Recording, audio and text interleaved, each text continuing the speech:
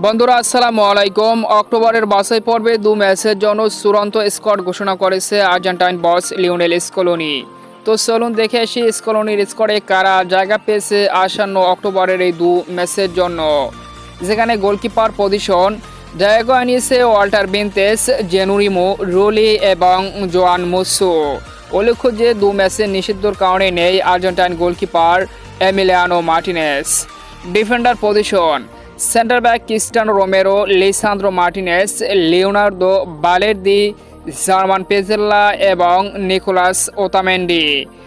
Fullback position left back Nicolas Tagliafico, Marcos Acuna. Fullback right back position Nahuel Molina এবং Gonzalo Montiel. Midfield position Leandro Paredes, Mac Allister, Enzo Fernandez, Ezequiel Palacios, Rodrigo De Paul, Giovani Lo Celso, Thiago Almada, Valentin Carboni, Nico ফাস।